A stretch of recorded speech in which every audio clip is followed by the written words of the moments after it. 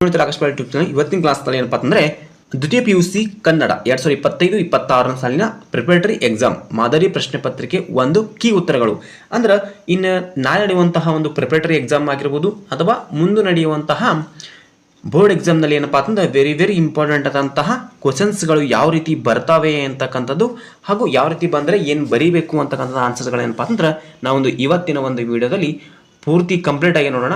ಈ ಒಂದು ವಿಡಿಯೋವನ್ನು ಕೊನೆ ತನಕ ನೋಡಿ, ಯಾಕಪ್ಪ ಅಂತಂದ್ರೆ ಈಗ 1 ಮಾರ್ಕ್ಸ್ ಹಿಡ್ಕೊಂಡು ಫೈನಲ್ ಟಿಪ್ಪಣಿಗಳು ಹಿಡ್ಕೊಳ್ಬೋದು, ಪತ್ರಲೇಖನ ಆಗಿರ್ಬೋದು, ಎಲ್ಲವೂ ಏನಪ್ಪ ಅಂತಂದ್ರೆ ಸಂದರ್ಭ ಸೂಚನೆ ಹಿಡ್ಕೊಂಡು ಇವೆಲ್ಲವೂ ಏನಪ್ಪ ಅಂತಂದ್ರೆ ಈ ಒಂದೇ ವಿಡಿಯೋದಲ್ಲಿ ನೋಡೋಣ ಬನ್ನಿ. ಮೊದಲನೇದಾಗಿ ಏನಪ್ಪ ಅಂತಂದ್ರೆ 1 ಅಂಕದ ಪ್ರಶ್ನೆಗಳು ನಾವಿಲ್ಲಿ ನೋಡೋಣ. ಭಾಗ ಎ. ಇಲ್ಲಿ ಏನಪ್ಪ ಅಂತ ಕೆಳಗಿನ ಪ್ರಶ್ನೆಗಳು ನೀಡಿರುವ ಉತ್ತರಗಳಲ್ಲಿ ಸರಿಯಾದುದನ್ನು ಆರಿಸಿ ಬರೆಯಿರಿ ಅಂತಕ್ಕಂಥದ್ದಲ್ಲಿ 1 ಅಂಕದ ಪ್ರಶ್ನೆಗಳು ಕೇಳ್ತಾರೆ. ಮೊದಲೇ ಪ್ರಶ್ನೆ ಏನಂದ್ರೆ ರಾವಣನಿಗೆ ಯಾರ ಬಗ್ಗೆ ವೈರಾಗ್ಯ ಮೂಡಿತು ಅಂತಕ್ಕಂಥದ್ದು ಇಲ್ಲಿ ಕ್ವಶನ್ ಇದೆ. ಇಲ್ಲಿ ಸರಿಯಾದ ಉತ್ತರ ಏನಂದ್ರೆ ಸೀತೆ ಮೇಲೆ ಏನಪ್ಪ ಅಂತಂದ್ರೆ ರಾವಣನಿಗೆ ವೈರಾಗ್ಯ ಮೂಡಿತು. ಸೆಕೆಂಡ್ ಒನ್ ಆಗಿ ಗುರು ಹೇಗೆ ವರ್ತಿಸಬಾರದು ಅಂದರೆ ಉತ್ತರ ಇ ಅಂದ್ರೆ ಲಘುವಾಗಿ. ಇಲ್ಲಿ ಏನಪ್ಪ ಅಂತಂದ್ರೆ ರಾವಣನಿಗೆ ಯಾರ ಬಗ್ಗೆ ವೈರಾಗ್ಯ ಇತ್ತು ಅಂತಕ್ಕಂಥದ್ದು ಏನು ಕ್ವಶನ್ ಇದೆ ಅಲ್ವಾ, ಇದು ಏನಪ್ಪ ಅಂತಂದ್ರೆ ವೆರಿ ಇಂಪಾರ್ಟೆಂಟ್ ಆದಂತಹ ಒಂದು ಕ್ವಶನ್ ಆಗಿರ್ತೈತಿ ರೀ. ಹಾಗೆ ರೀತಿ ಇದು ಫಿಕ್ಸ್ ಆಗಿ ಬರುವಂಥ ಸಾಧ್ಯತೆ ಹೆಚ್ಚಾಗಿರ್ತೈತಿ ಇಲ್ಲಿ ಹಾಗೂ ಮತ್ತು ಬೋರ್ಡ್ ಎಕ್ಸಾಮಲ್ಲಿ ಅನಿಸುತ್ತಾ ಇದು ಫಿಕ್ಸ್ ಆಗಿ ಬರುವಂತಹ ಒಂದು ಕ್ವಶನ್ ಆಗಿರ್ತೈತಿ ರೀ. ಇನ್ನು ನೆಕ್ಸ್ಟ್ 3ನೇ ಪ್ರಶ್ನೆ, ಹಗೆಯನ್ನು ಏನೆಂದು ಉಪೇಕ್ಷಿಸಬಾರದು. ಹಗೆಯನ್ನು ಬಾಲಕನೆಂದು ಉಪೇಕ್ಷಿಸಬಾರದು. ಇನ್ನು 4, ತನ್ನಿಂದ ಉಪಕಾರ ತೋಟಕ್ಕಾದರೂ ಇಲ್ಲ ಭಿನ್ನಾಣದ ಮಾತಿಗೆ. ಅಂದರೆ ದುರ್ಜನರು ಉಪಕಾರ ಮಾಡದ ಭಿನ್ನಾಣದ ಮಾತನಾಡುತ್ತಾರೆ ಅಂತಕ್ಕಂಥದ್ದು. ನೆಕ್ಸ್ಟ್ 5ನೇದಾಗಿ ನೋಡ್ಕೊತ ಹೋಗಿ, ಇನ್ನು ಯಾವುದಕ್ಕೆ ಸೆಳವಿದೆ ಎಂದು ಕವಿ ಹೇಳ್ತಾರೆ ಅಂತಂದರೆ ಜೀವನದ ನದಿಗೆ ಸೆಳವಿದೆ ಎಂದು ಕವಿ ಹೇಳ್ತಾರೆ. ಇನ್ನು ನೆಕ್ಸ್ಟ್ 6ನೇ ಪ್ರಶ್ನೆ, ಕೊನೆಗೆ ಬಸಲಿಂಗ ಯಾವುದರಿಂದ ಮುಕ್ತನಾಗಿದ್ದ. ಅಂದ್ರೆ ಸುಳ್ಳುಗಳಿಂದ ಬಸಲಿಂಗ ಏನಾಗ್ತಾನ್ರಿ ಮುಕ್ತನಾಗಿರ್ತಾನ.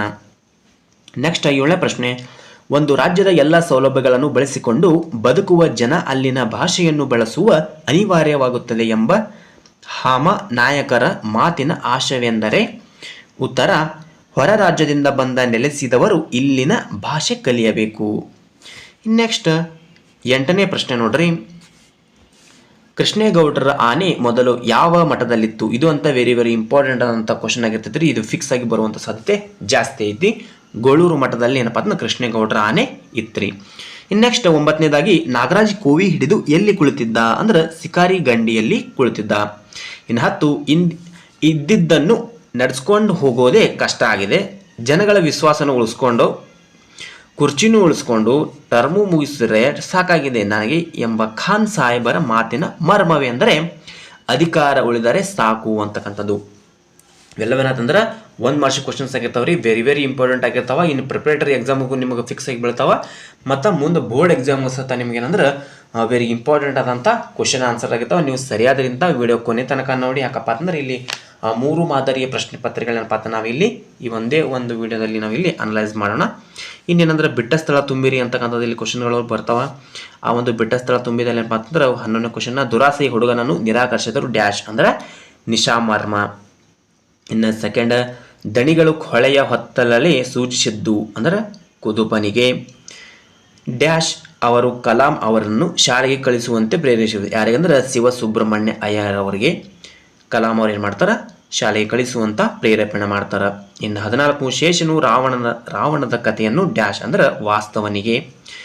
15, ಡ್ಯಾಶ್ ಬಾಯಿ ಚಪಲ ಜಾಸ್ತಿ ಇರುತ್ತದೆ ಅಂದ್ರೆ ಪೆನ್ಷನ್ದಾರರಿಗೆ ಬಾಯಿ ಚಪಲ ಜಾಸ್ತಿ ಇರ್ತೈತಿ ಅಂತಕ್ಕಂಥದ್ದು ಇಲ್ಲಿ ಬಿಟ್ಟ ಸ್ಥಳ ತುಂಬಿರಿ ಅಂತಕ್ಕಂಥದ್ದು. ಇದಾದ ಬಳಿಕ ಏನು ಕ್ವಶನ್ ಕೇಳ್ತಾರೆ ರೀ, ಹೊಂದಿಸಿ ಬರೆಯಿರಿ. ಈಗ ಒಂದು ಕನ್ನಡದಲ್ಲಿ ಏನಪ್ಪ ಅಂದ್ರೆ ಹೊಂದಿಸಿ ಬರೆಯಿರಿ ಯಾವ ರೀತಿ ಇರ್ತಾವೆ ಅಂತಕ್ಕಂಥ ನೋಡೋದಾದ್ರೆ, ಮೊದಲದಾಗಿ ಪುಲಿಗೆರೆ ಸೋಮನಾಥ್ ಅಂದರೆ ಸೋಮೇಶ್ವರ ಶತಕ, ಪುರಂದರದಾಸರು ತಂದ್ರೆ ಪುರಂದರ ವಿಠಲ, KS ನಿಸಾರ್ ಅಹಮದ್ ಅಂದ್ರೆ ವ್ಯಕ್ತಿಪರ ಕವನಗಳು, T ಯಲ್ಲಪ್ಪ ಅಂದ್ರೆ ಚಿಟ್ಟೆ ಮತ್ತು ಜೀವನಯಾನ, ಸುಕನ್ಯಾ ಮಾರುತಿ ಅಂದ್ರೆ ಒಮ್ಮೆ ನಗುತ್ತೇನೆ ಅಂತಕ್ಕಂಥದ್ದು ಇದು ಹೊಂದಿಸಿ ಬರೆಯೋರು ಆದಂಥದ್ದು.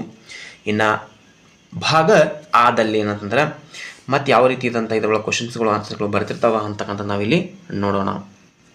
2 ಅಂಕದ ಪ್ರಶ್ನೆಗಳು 2-3 ವಾಕ್ಯಗಳಲ್ಲಿ ಉತ್ತರಿಸಿರಿ. ರಾವಣನ ತನ್ನ ಅಂತಃಪುರದ ಸ್ತ್ರೀಯನ್ನು ಹೇಗೆ ಸಂತೈಸಿದನು ಅಂತಕ್ಕಂಥದ್ದು ಇಲ್ಲಿ ನೋಡ್ರಿ, ನೋಡ್ಕೊತ ಹೋಗ್ರಿ, ಉತ್ತರಗಳನ್ನು ಹೇಳೋದಿಲ್ಲ.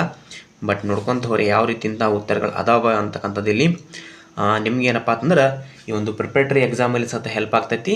ಅದೇ ರೀತಿ ಇನ್ನು ಮುಂದೆ ಬರುವಂತಹ ಬೋರ್ಡ್ ಎಕ್ಸಾಮಲ್ಲಿ ಸತ ಫಿಕ್ಸ್ ಆಗಿ ಬರುವಂಥ ಕ್ವಶನ್ಸ್ಗಳು ಇವು ಬರ್ಲಿಕ್ಕಂದ್ರೆ ಇದೇ ರೀತಿಯಿಂದ ಬಂದೇ ಬರುತ್ತೆ. ಅಂದ್ರೆ ಈ ಒಂದು ವಿಡಿಯೋದಲ್ಲಿ ಹೇಳಿದಂಥ ಕ್ವಶನ್ಸ್ಗಳು ಗ್ಯಾರಂಟಿ ಫಿಕ್ಸ್ ಆಗಿ ಬರುವಂಥ ಕ್ವಶನ್ಸ್ಗಳು ಜಾಸ್ತಿ ಇರ್ತಾವೆ. ಹೀಗಾಗಿ ಏನಪ್ಪ ಅಂತಂದ್ರೆ ನೀವು ಸರಿಯಾದ ರೀತಿಯಿಂದ ನೋಡ್ಕೊತ ಹೋದ್ರಪ್ಪ ಅಂತಂದ್ರೆ ನಿಮಗೆ ಭಾಳ ಹೆಲ್ಪ್ ಆಗ್ತೈತಿ. ನೋಡ್ರಿ 22ನೇ ಕ್ವಶನ್, ತ್ರಿಭಾಷಾ ಸೂತ್ರದ ಬಳಕೆ ಹೇಗಿರಬೇಕು? 23 ಕಲಾಂ ಮೇಷ್ಟ್ರು ಹೇಳಿದ ಯಶಸ್ಸಿನ ಪಂಚಾಕ್ಷರಿ ಮಂತ್ರ ಯಾವುದು? ಇವೆಲ್ಲವೇನಪ್ಪ ಅಂತಂದ್ರೆ ಕ್ವಶನ್ಸ್ಗಳು 2-3 ವಾಕ್ಯದಲ್ಲಿ ಉತ್ತರಿಸಿರಿ.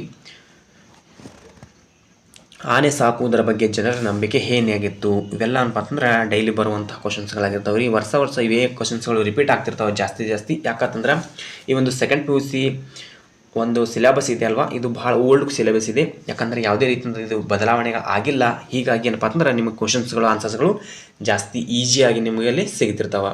ಇಲ್ಲಿ ನೋಡ್ರಿ, ಇದೊಂದು ಏನಪ್ಪ ಅಂತಂದ್ರೆ ವಿಭಾಗ ಈ ನೋಡ್ರಿ, ಯಾವುದಾದ್ರೂ 2 ವಾಕ್ಯಗಳಲ್ಲಿ ಸಂದರ್ಭ ಸೂಚನಾ ಒಂದು ಫಿಕ್ಸ್ ಆಗಿ ಬರುವಂಥ ಕ್ವಶನ್ಸ್ಗಳಾಗಿರ್ತಾವೆ ರೀ. ಯಾವ್ಯಾವ ರೀತಿಯ ಸಂದರ್ಭಗಳನ್ನು ಬರೀಬೇಕು, ಮತ್ತು ಆಯ್ಕೆ ಹೆಂಗೆ ಮಾಡಬೇಕು, ಸಂದರ್ಭ ಹೆಂಗೆ ಮಾಡಬೇಕು, ಸ್ವಾರಸ್ಯಗಳನ್ನು ಯಾವ ರೀತಿ ಬರೀಬೇಕು, ಮತ್ತು ಅಂಡರ್ಲೈನ್ ಹೆಂಗೆ ಮಾಡಬೇಕು, ಮತ್ತು ಡಬಲ್ ಇನ್ವರ್ಟೆಡ್ ಕಾಮ ಹೆಂಗೆ ಇಡಬೇಕು. ಇಲ್ಲಿ ನೋಡಿ, ಡಬಲ್ ಇನ್ವರ್ಟೆಡ್ ಕಾಮದಲ್ಲಿ ಹೆಂಗೆ ಇಟ್ಟಿದ್ದಾರೆ ನೋಡಿ ಇಲ್ಲಿ. ಇವೆಲ್ಲ ನೋಡಪ್ಪ ಡಬಲ್ ಇನ್ವರ್ಟೆಡ್ ಕಾಮಗಳು, ಸಂದರ್ಭ ಯಾವ ರೀತಿ ಎಲ್ಲಿ ಬರೀಬೇಕು, ಸ್ವಾರಸ್ಯಗಳು ಯಾವ ರೀತಿ ನೀವು ಬರೆದ್ರೆ ನಿಮಗೆ ಮಾರ್ಕ್ಸ್ಗಳು 5 ಮಾರ್ಕ್ಸ್ 2 ಮಾರ್ಕ್ಸ್ 3 ಮಾರ್ಕ್ಸ್ ಯಾವ ರೀತಿ ಹೋಗ್ತಾವ, ಯಾವ ರೀತಿ ಬರ್ತಾವ ಅಂತಕ್ಕಂಥದ್ದು ಇಲ್ಲಿ ನೀವು ಸಂಪೂರ್ಣವಾದಂಥ ಈ ಒಂದು ವಿಡಿಯೋದಲ್ಲಿ ನೋಡ್ಬೋದು ರೀ. ಇನ್ನೊಂದು ಸಂದರ್ಭ ನೋಡ್ರಿ, ಆಲ್ ಸಂದರ್ಭಗಳು ನೋಡ್ರಿ, ಎಲ್ಲ ಸಂದರ್ಭಗಳು ಒಂದೇ ವಿಡಿಯೋದಲ್ಲಿ ನೋಡ್ಬೋದು. ಬಂಗಾರ ನಿನಗೆ ಸ್ಥಿರವಲ್ಲ ಅಂತಕ್ಕಂಥದ್ದು ಒಂದು ಸಂದರ್ಭ, ಒಂದು ಆಯ್ಕೆ ಯಾವ ರೀತಿ ಆಯಿತು. ಈ ಮೇಲಿನ ವಾಕ್ಯಗಳು ಇಲ್ಲಿ ನೋಡ್ರಿ, ಈ ಮೇಲಿನ ವಾಕ್ಯದಲ್ಲಿ ಹಲಸಂಗಿ ಗೆಳೆಯರು ಅಂತಕ್ಕಂಥದ್ದು ಇಲ್ಲೊಂದು ಅವ್ರ ಗೆಳೆಯರ ಬಳಗದಿಂದ ಸಂಪಾದಿಸಿದ ಹಬ್ಬಲಿ ಅವರ ರಸಬಳ್ಳಿ ಎಂಬ ಜನಪದ ತ್ರಿಪಗಳಿಂದ ಆಯ್ದುಕೊಳ್ಳಲಾಗಿದೆ ಅಂತಕ್ಕಂಥ ನೀವು ಇಲ್ಲಿ ಆಯ್ಕೆ ಅಂತ ಬರೋದು ಇಲ್ಲಿ ಡಬಲ್ ಇನ್ವರ್ಟೆಡ್ ಕಾಮ ಅಂಡರ್ಲೈನ್ ಮಾಡಿ ಬೆಳೆದ್ರಪ್ಪ ಅಂತಂದು ನಿಮಗೆ ಫಿಕ್ಸ್ 3 ಮಾರ್ಕ್ಸ್ ಫಿಕ್ಸ್ ರೀ. ಸಂದರ್ಭ ಬರೀಬೇಕು, ಅದ್ರ ಬಗ್ಗೆ ಬರೀಬೇಕು, ಅದಾದ ಬಳಿಕ ಸ್ವಾರಸ್ಯ, ಇದರ ಸಂದರ್ಭದಲ್ಲಿ ಸ್ವಾರಸ್ಯ ಯಾವ ರೀತಿ ಇದೆ ಅಂತಕ್ಕಂಥದ್ದು ಇಲ್ಲಿ ಸಂಪೂರ್ಣವಾಗಿ ನಾವು ಬರೆದ್ರೆ ನಿಮ್ಗೆ ಫಿಕ್ಸ್ ಕ್ವಶನ್ಸ್ಗಳು ಬರ್ತಾವ್ರಿ. ಇನ್ನು ನೋಡ್ರಿ, ನೋಡ್ಕೊತ ಹೋಗಿ ನಿಮ್ಗೆ ಯಾವ್ಯಾವ ರೀತಿಯಾದಂಥ ಕ್ವಶನ್ಸ್ಗಳು ಆನ್ಸರ್ಸ್ಗಳು ನಿಮ್ಗೆ ಹೆಲ್ಪ್ ಆಗ್ತಾವ ಅಂತಕ್ಕಂಥದ್ದು. ಇನ್ನೊಂದು ಸೇರ್ಪಡೆ ಆ ಲೀಲಾ ಮಾತ್ರನಿಗೆ ಅಂತಕ್ಕಂಥ ಒಂದು ಸಂದರ್ಭ ಇದೆ ನೋಡ್ರಿ. ಯಾವ್ಯಾವ ರೀತಿಯಾದಂಥ ಸಂದರ್ಭಗಳಿದ್ದಾವೆ ಇಲ್ಲಿ. ಒಂದು ವಾಕ್ಯ ಸಂದರ್ಭ ಸೂಚಿಸಿ ಸ್ವಾರಸ್ಯ ಬರೆಯಿರಿ. ಒಂದೇ ವಾಕ್ಯದಲ್ಲಿ ಏನಪ್ಪ ಅಂತಂದ್ರೆ ಸ್ವಾರಸ್ಯವನ್ನು ಬರೀಬೇಕಾಗ್ತದೆ ಇಲ್ಲಿ. ಸಂಪೂರ್ಣವಾದಂತಹ ಮಾಹಿತಿ ಇದೆ. ಯಾರು ವಿಡಿಯೋವನ್ನು ಮಿಸ್ ಮಾಡದೆ ಕೊನೆ ತನಕ ನೋಡಿದ್ರಪ್ಪ ಅಂತಂದ್ರೆ ನಿಮಗೆ ಕನ್ನಡ ವಿಭಾಗದಲ್ಲಿ ಔಟ್ ಆಫ್ ಔಟ್ ತಗೊಳ್ಳುವಂಥ ಸಾಧ್ಯತೆ ತುಂಬ ಇದೆ. ಹೀಗಾಗಿ ಹೇಳ್ತಾ ಇದ್ದೀನಿ, ಸಂದರ್ಭ ಸೂಚಿಸಗಳು ಯಾವುದೇ ರೀತಿ ಇನ್ವರ್ಟೆಡ್ ಕಾಮ ಹಾಕ್ದನ್ನು ಮರಿಬೇಡಿ, ಅಂಡರ್ಲೈನ್ ಮಾಡೋದನ್ನು ಮರಿಬೇಡಿ. ಯಾಕಪ್ಪ ಅಂತಂದ್ರೆ ಅದು ಹೈಲೈಟ್ ಆಗ್ತೈತಿ. ನಿಮ್ಗೆ ಹೈಲೈಟ್ ಆಗೋದರಿಂದ ಏನಾಗ್ತೈತಿ, ನಿಮ್ಗೆ ಅಂಕಗಳು ಬರುವ ಸಾಧ್ಯತೆ ಜಾಸ್ತಿ ಇರ್ತಾವೆ. ಯಾಕಂತಂದ್ರೆ ನೀವು ರೆಗ್ಯುಲರಾಗಿ ಬರೆದಿರಿ ಅಂತಕ್ಕಂಥದ್ದು ನಿಮ್ಗೆ ಅಲ್ಲಿ ಚೆಕ್ ಮಾಡೋರಿಗೆ ಗೊತ್ತಾಗ್ತೈತಿ. ಅದಕ್ಕೆ ಅಲ್ಲಿ ಕಟ್ ಮಾಡೋ ಸಾಧ್ಯತೆ ಇರೋದಿಲ್ಲ. ನೋಡ್ಕೊತ ಹೋಗಿ, ಇದೆಲ್ಲ ಸಂದರ್ಭ ಸೂಚಕ ಒಂದು ಪದಗಳಾಗಿರ್ತಾವೆ ನೋಡ್ರಿ. ವಿಭಾಗ ಈದಲ್ಲಿ ಸತ ಇಲ್ಲಿ ನೋಡ್ರಿ, ಸಂಭಾಷಣೆಗಳಂತ ಹೇಳಿದ್ರೆ ಯಾವುದಾದ್ರೂ 2 ಪ್ರಶ್ನೆಗಳು 5-6 ವಾಕ್ಯಗಳಲ್ಲಿ ಉತ್ತರಿಸಿರಿ. ಅಂದ್ರೆ 4 ಮಾರ್ಕ್ಸಿನ ಕ್ವಶನ್ಸ್ಗಳವ್ರಿ, 2 ಕ್ವಶನ್ ಅದಾವ, 8 ಮಾರ್ಕ್ಸ್ ಇರ್ತಾವ. ಅಂದ್ರೆ ಈ 2 ಕ್ವಶನ್ ಇಲ್ಲ, ಅಂದ್ರೆ ಜಾಸ್ತಿ ಕ್ವಶನ್ಗಳು ಅದಾವ. ಯಾವ್ಯಾವ ಕ್ವಶನ್ ಇದೇ ರೀತಿ ಕ್ವಶನ್ಗಳು ಬರ್ತಾವ ಅಂತಕ್ಕಂಥದ್ದು ಇಲ್ಲಿ ಮಾಡೆಲ್ ಆಗೈತಿ. ಇದು ನಿಮಗೆ ಪ್ರಿಪ್ರೇಟರಿ ಎಕ್ಸಾಮನ್ನು ಸ್ವಲ್ಪ ಭಾಳ ಹೆಲ್ಪ್ ಆಗ್ತೈತಿ. ಮತ್ತು ಮುಂದೆ ಬರುವಂಥ ಬೋರ್ಡ್ ಎಕ್ಸಾಮ್ಗೆ ಅಂದ್ರೆ ವೆರಿ ಇಂಪಾರ್ಟೆಂಟ್ ಆದಂಥ ಇದೊಂದು ಹೆಲ್ಪ್ ಆಗುವಂಥ ಸಾಧ್ಯತೆ ಜಾಸ್ತಿ ಐತಿ. ಈ ಕೆಳಗಿನ ಪದ್ಯ ಭಾಗವನ್ನು ಅರ್ಥೈಸಿಕೊಂಡು ಕೇಳಿರುವ ಎಲ್ಲ ಪ್ರಶ್ನೆಗಳಿಗೆ ಉತ್ತರಿಸಿರಿ. ಇಲ್ಲಿ ಪದ್ಯ ಭಾಗ ಕೊಟ್ಟಿರ್ತಾರೆ, ಆ ಪದ್ಯ ಭಾಗನ ನೋಡಿಕೊಂಡು ಅದ್ರ ಬಗ್ಗೆ ನಾವು ಏನಂತ ಅರ್ಥ ಮಾಡ್ಕೊಂಡಿವಿ, ಅದ್ರ ಬಗ್ಗೆ ನಾವಿಲ್ಲಿ ಬರೀಬೇಕಾಗ್ತೈತೆ ರೀ. ನೆಕ್ಸ್ಟ್ ಒಂದು ಪ್ರಶ್ನೆಗೆ 5-6 ವಾಕ್ಯಗಳಲ್ಲಿ ಉತ್ತರಿಸಿರಿ. 4 ಮಾರ್ಕ್ಸಿನ ಕ್ವಶನ್ಸ್ ಆಗಿ ನೋಡ್ರಿ. ದಣಿ ಹಾಗೂ ಹೊಳೆಯ ನಡುವಿನ ಸಮರವನ್ನು ಚಿತ್ರಿಸಿ ಅಂತಕ್ಕಂಥದ್ದು ಒಂದು ಇಲ್ಲಿ ಐತಿ ನೋಡ್ರಿ. ವೆರಿ ಇಂಪಾರ್ಟೆಂಟ್ ಆದಂಥ ಕ್ವಶನ್ಸ್ಗಳಾಗಿರ್ತಾವೆ ಇವೆಲ್ಲ. ಅಂದ್ರೆ ಬೋರ್ಡ್ ಎಕ್ಸಾಮ್ಗೆ ನಿಮ್ಗೆ ಭಾಳ ಹೆಲ್ಪ್ ಆಗ್ತಾವ.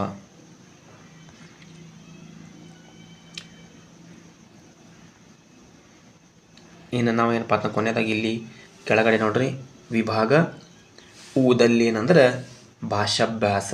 ಯಾವುದಾದ್ರೂ 4ಕ್ಕೆ ಸೂಚನಾ ಅನುಗುಣವಾಗಿ ಉತ್ತರಿಸಿರಿ. 2 ಪದಗಳ ನಾನಾರ್ಥವನ್ನು ಬರೆಯಿರಿ. ತೊರೆ ಅಂದ್ರೆ ತ್ಯಜಿಸು ಅಥವಾ ನದಿ. ಗುರು ಅಂದ್ರೆ ಗ್ರಹ 2 ಮಾತ್ರೆ. ಶಿಕ್ಷಕ ದೊಡ್ಡವರು ವಾರದ ಹೆಸರು. ಕಲಿ ಅಂದ್ರೆ ಶೂರ ಒಂದು ಯುಗ ಅಥವಾ ಕೊಳೆ. ಇವೆಲ್ಲ ಏನಪ್ಪ ಅಂತ ನಾನಾರ್ಥಗಳು, ಹಲವಾರು ಅರ್ಥಗಳಂತ ಇರ್ತಾವಲ್ಲಿ. ನೋಡ್ಕೊತ ಹೋಗಿ. ಕೆಳಗಿನ 2 ಪದಗಳ ಗುಣವಾಚಕಗಳನ್ನು ತಿಳಿಸಿ. ಗುಣವಾಚಕ ಅಂದ್ರೆ ಹುಸಿ ನಿದ್ದೆ ಅಂದರೆ ಹುಸಿ, ಗೂಗೆ ಮರಿ ಅಂದರೆ ಮರಿ, ಬೆಳ್ಳಿ ಲೋಟ ಅಂದರೆ ಬೆಳ್ಳಿ. ಕೆಳಗಿನ 2 ಕ್ರಿಯಾಪದಗಳಿಗೆ ಧಾತು ರೂಪಗಳನ್ನು ಬರೆಯಿರಿ. ನಿಂದರು ಅಂದರೆ ನಿಲ್ಲು, ಬಂದಿತ್ತು ಅಂದರೆ ಬರು, ಕುಣಿದನು ಕುಣಿ. ಹೀಗೆ ನೋಡಿ ಕ್ರಿಯಾಪದಗಳನ್ನು ಬರೆಯಿರಿ ಮತ್ತು ವಿಭಕ್ತಿ ಪ್ರತ್ಯಯಗಳನ್ನು ಬರೆಯಿರಿ, ತತ್ವ ಬರೆಯಿರಿ, ತದ್ಭವ ರೂಪ ಬರೆಯಿರಿ. ಇವೆಲ್ಲವೇನಪ್ಪ ಅಂದ್ರೆ ಇಲ್ಲಿ ಕೇಳ್ತಾನೆ. ಇದಾದ ಬಳಿಕ ಕೊನೆಯದನಪ್ಪ ವೆರಿ ಇಂಪಾರ್ಟೆಂಟ್ ಆದಂಥದ್ದು ಫಿಕ್ಸ್ ಆಗಿ ಬರುವಂಥ ಕ್ವಶನ್ಸ್ಗಳೇನಂದ್ರೆ ಪ್ರಬಂಧ. ಯಾವುದಾದ್ರೂ ಒಂದು ಪ್ರಬಂಧವನ್ನು ಬರೆಯಿರಿ. ಈ ಒಂದು ಪ್ರಬಂಧ 4 ಮಾರ್ಕ್ಸ್ ಕ್ವಶನ್ಸ್ಗಳೈತೆ, 4 ಅಥವಾ 5. ಮತದಾನದ ಮಹತ್ವ ಯಾವ ರೀತಿ ಇರ್ತೈತಿ ಅಂತಕ್ಕಂಥದ್ದಿಲ್ಲಿ ನಾವು ಫಸ್ಟಿಗೆ ಏನಪ್ಪ ಅಂತಂದ್ರೆ ಮೊದಲನೇದಾಗಿ ನಾವು ಪೀಠಿಗೆ ಹಾಕ್ಬೇಕ್ರಿ. ಪೀಠಿಗೆ ಹಾಕಿ ಒಂದು ಸ್ವಲ್ಪ ಬರೆದು ಅದಾದ ಬಳಿಕ ಇಲ್ಲಿ ವಿಷಯ ನಿರೂಪಣೆ ಹಾಕಬೇಕು.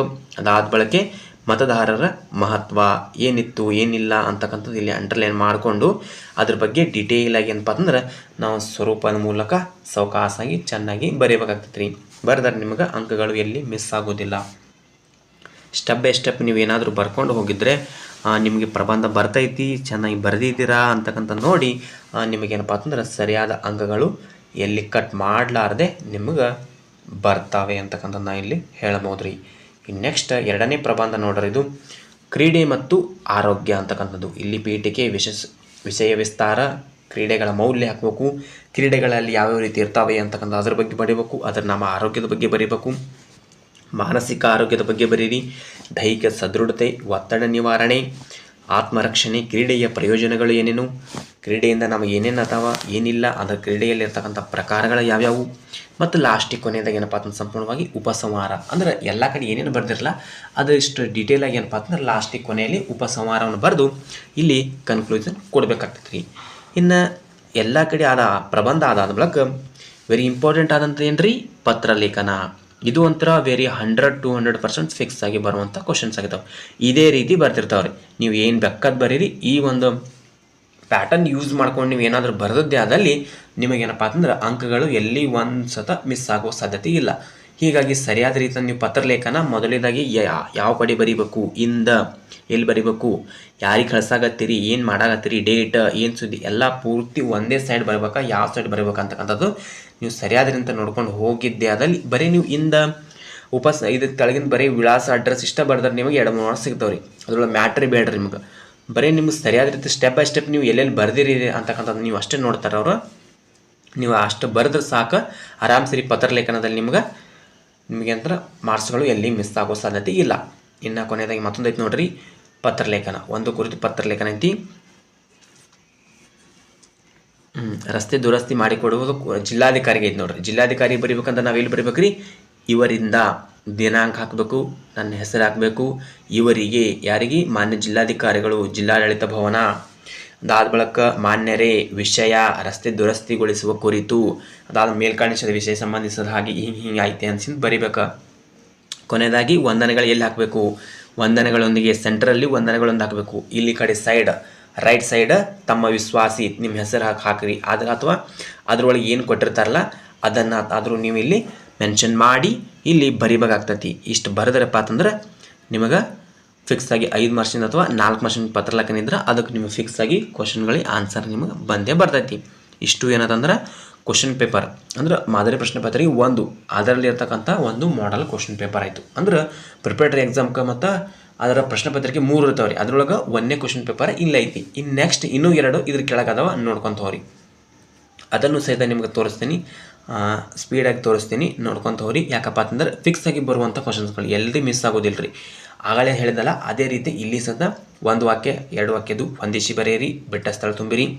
ಪತ್ರಲೇಖನ, ನಿಬಂಧಗಳು ಮತ್ತು ಗ್ರಾಮರ್ಗಳಾಗಿರ್ಬೋದು ಇವೆಲ್ಲವನ್ನಪ್ಪ ಅಂತಂದ್ರೆ ಒಂದೇ ಒಂದು ವಿಡಿಯೋದಲ್ಲಿ ಏನಪ್ಪ ಅಂದ್ರೆ ನಾವು ಕೊನೆ ತನಕ ನೋಡ್ಬೋದಾಗ್ತದೆ ರೀ. ನೋಡಿರಿ ಸರಿಯಾದ ರೀತಿಯಂತ 2 ಕ್ವಶನ್ ಪೇಪರ್ ಇಲ್ಲಿ ನಾವು ಹಾಕ್ತೀನಿ. ಆ 2 ಕ್ವಶನ್ ಪೇಪರ್ ಏನಪ್ಪ ಅಂತ ನೀವು 3 ಕ್ವಶನ್ ಪೇಪರ್ ಇದ್ದಾವೆ. ಈ 3 ಕ್ವಶನ್ ಪೇಪರ್ ಇಲ್ಲಿ ಹಾಕಿರ್ತೀನಿ. ಇದರಲ್ಲಿ ನೋಡ್ಕೊಂಡು ಹೋಗಿ ಬರೆದ್ರಪ್ಪ ಅಂತಂದ್ರೆ ನಿಮ್ಗೆ ಫಿಕ್ಸ್ ಆಗಿ ಏನಪ್ಪ ಅಂತಂದ್ರೆ ನಿಮ್ಮ ಔಟ್ ಆಫ್ ಫುಡ್ ತೊಗೊಳ್ಳುವಂಥ ಕನ್ನಡ ವಿಷಯದಲ್ಲಿ ಯಾವುದೇ ರೀತಿಯಿಂದ ಸಂಭವ ಇಲ್ಲ ಅಂತಕ್ಕಂಥದ್ದನ್ನ ಇಲ್ಲಿ ಹೇಳ್ತೀನಿ ನೋಡ್ರಿ ಯಾವ ರೀತಿ ಇದೆ ಅಂತಕ್ಕಂಥದ್ದು ನೋಡ್ತಿರ್ಬೋದು. ಸಂದರ್ಭ ಸೂಚಕಗಳು, ಒಂದು ವಾಕ್ಯದಲ್ಲಿ ಉತ್ತರಿಸಿರಿ, ಸಂದರ್ಭ, ಸ್ವಾರಸ್ಯ ಇವೆಲ್ಲವೂ ಏನಪ್ಪ ಅಂತಂದ್ರೆ ಈ ಒಂದು ಪೇಪರ್ 1 ಮತ್ತು ಪೇಪರ್ 2ರಲ್ಲಿ ಎರಡೂ ಪೇಪರ್ ಏನಪ್ಪ ಅಂತಂದ್ರೆ ಇಲ್ಲಿ ಒಂದು ಹಾಕಿರ್ತೀನಿ. ಇದರಲ್ಲಿ ನೀವು ಸರಿಯಾದ್ರಿಂದ ನೋಡಿ ಓದ್ಕೊಂಡು ನೋಡ್ಕೊಂಡು ಹೋದರೆ ಮುಗಿದೋತು ನೋಡ್ರಿ. ನಾಳೆ ಎಕ್ಸಾಮ್ನಲ್ಲಿ ಔಟ್ ಆಫ್ ಔಟ್ ಫಿಕ್ಸ್ ಆಗಿರ್ತೈತೆ ನೋಡ್ರಿ.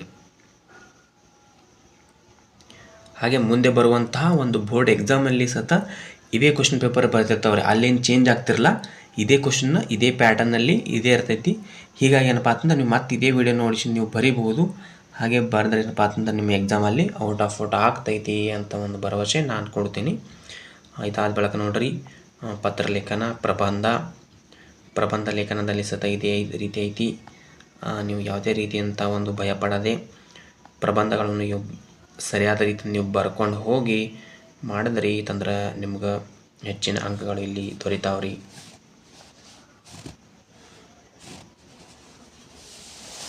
ಮಾಡಿರಿ, ಚೆನ್ನಾಗಿ ಓದ್ರಿ. All the best. ವೆರಿ ತಾತ್ಪರ್ಯ ನೋಡ್ರಿ. ಲಾಸ್ಟಿಗೆ ಕೊನೆಯದಾಗಿರ್ತಕ್ಕಂಥದ್ದು ಪತ್ರಲೇಖನದಲ್ಲಿ ಸತ ಯಾವ ರೀತಿ ಕ್ವಶನ್ಸ್ಗಳು ಬರ್ತಾವ, ಎಲ್ಲಿ ಏನು ಯಾವ ರೀತಿ ಹಾಕಬೇಕು ಅನ್ನೋದ್ರ ಬಗ್ಗೆ ನಮ್ಗೆ ಮೊದಲು ಐಡಿಯಾ ಇರಬೇಕು ರೀ. ಇಲ್ಲಪ್ಪ ಅಂತಂದ್ರೆ ಏನೂ ಆಗೋದಿಲ್ಲ. ಇಷ್ಟೇನಂತಂದ್ರೆ ಇದು ಕ್ವಶನ್ ಪೇಪರ್ ಆಯ್ತು ನೋಡ್ರಿ. ಇಷ್ಟೇನಂದ್ರೆ ಇವತ್ತಿನ ಕ್ಲಾಸಲ್ಲಿರ್ತಕ್ಕಂತಹ ಮಾಹಿತಿ ಏನಂದ್ರೆ ಕನ್ನಡ ವಿಷಯದಲ್ಲಿ ಪ್ರಿಪರೇಟರಿ ಎಕ್ಸಾಮಿನೇಷನ್ 2025-26ನಲ್ಲಿ ಬರತಕ್ಕಂತಹ ಪೂರ್ವ ಸಿದ್ಧತಾ ಪರೀಕ್ಷೆಯಲ್ಲಿ ಕೇಳಲಾಗುವಂತಹ ವೆರಿ ಇಂಪಾರ್ಟೆಂಟ್ ಆದಂಥ ಪ್ರಶ್ನೋತ್ತರಗಳನ್ನು ನಾವು ಇವತ್ತರೊಳಗೆ ನೋಡಿದೆವು. ಇಷ್ಟೇನಂದ್ರೆ ಇವತ್ತಿನ ಕ್ಲಾಸಲ್ಲಿ ಇರ್ತಕ್ಕಂತಹ ಮಾಹಿತಿ. ಇದೇ ರೀತಿ ನಿಮಗೆ ಪ್ರತಿಯೊಂದು ವಿಡಿಯೋ ಬೇಕಪ್ಪ ಅಂತಂದ್ರೆ ನಮ್ಮ ಯೂಟ್ಯೂಬ್ ಚಾನಲ್ ಯಾರು ಸಬ್ಸ್ಕ್ರೈಬ್ ಮಾಡ್ಕೊಡ್ರಿ, ಎಲ್ಲರೂ ಸಬ್ಸ್ಕ್ರೈಬ್ ಮಾಡ್ಕೊರಿ. ಹಾಗೆ ಟೆಲಿಗ್ರಾಮ್ ಲಿಂಕ್ ಏನಪ್ಪ ಅಂದ್ರೆ ಅದರಲ್ಲಿ ಕೆಳಗಡೆ ಹಾಕಿರ್ತೀನಿ, ಅಲ್ಲಿ ಜಾಯ್ನ್ ಆಗಿ. ಹಾಗೆ ಇದೇ ರೀತಿ PDF ಎಲ್ಲ ಏನಪ್ಪ ಅಂತಂದ್ರೆ ನಾನು ವಿಡಿಯೋ ಮಾಡಿದ್ದೆಲ್ಲ ಅಲ್ಲಿ PDF ಅಲ್ಲಿ ಟೆಲಿಗ್ರಾಮ್ ಗ್ರೂಪಲ್ಲೇ ಹಾಕಿರ್ತೀನಿ. ಹೀಗೆ ಏನಪ್ಪ ಅಲ್ಲಿ ನೀವು ಅಲ್ಲಿ ನೋಡ್ಬೋದಾಗ್ತೈತಿ. ಇಷ್ಟು ಇವತ್ತಿನ ಕ್ಲಾಸಲ್ಲಿ ಮಾಹಿತಿ. ಇದೇ ರೀತಿ ಬರ್ತೀನಿ. ನಮ್ಮ ಯೂಟ್ಯೂಬ್ ಚಾನಲ್ ಸಬ್ಸ್ಕ್ರೈಬ್ ಮಾಡ್ಕೊರಿ. ಮತ್ತೆ ಮುಂದಿನ ಭಾಗದಲ್ಲಿ ಭೇಟಿ ಆಗೋಣ.